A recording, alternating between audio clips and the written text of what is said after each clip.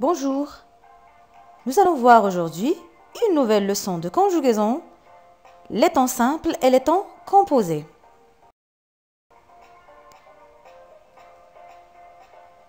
Définition. Les temps simples. Donc les temps simples se forment avec un seul mot. Exemple, je mange, c'est le présent de l'indicatif. Je mangerai, futur de l'indicatif. Je mangeais, l'imparfait de l'indicatif. Je mangeais, passé simple. Les temps composés donc, se forment avec deux mots. Un auxiliaire conjugué, avoir ou être, et le participe passé du verbe. Un temps composé permet d'exprimer une action ou un état qui s'est passé avant l'événement du temps simple.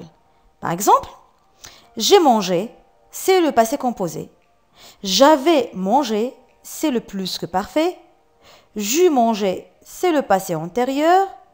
Et j'aurais mangé, c'est le futur antérieur. Retenons l'essentiel. Donc, chaque temps composé correspond à un temps simple.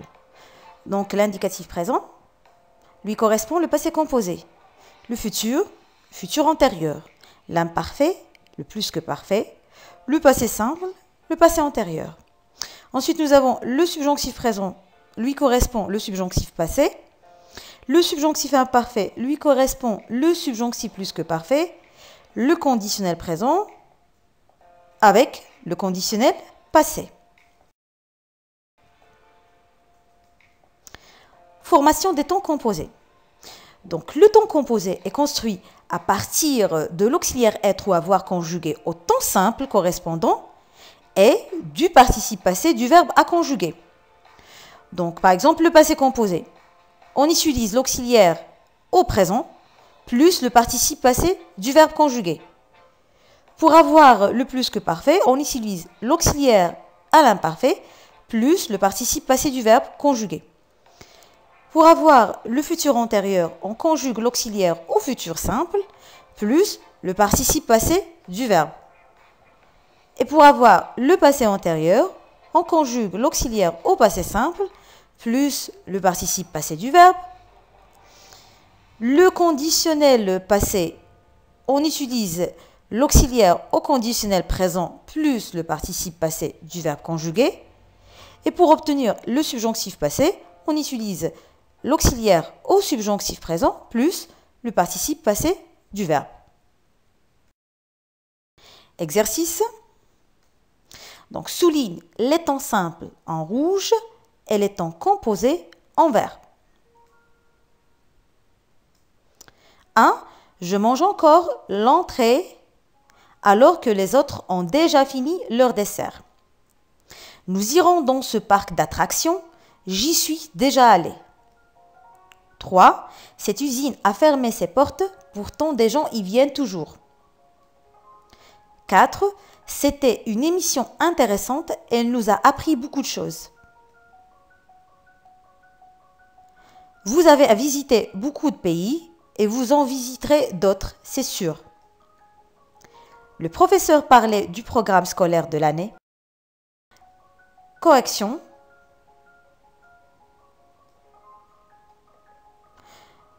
Mange, c'est un temps simple. En finit, c'est un temps composé. C'est le passé composé. Iront, c'est un temps simple, c'est le futur. Suis allé, c'est le verbe aller conjugué au passé composé. A fermé, c'est le verbe fermer conjugué au passé composé.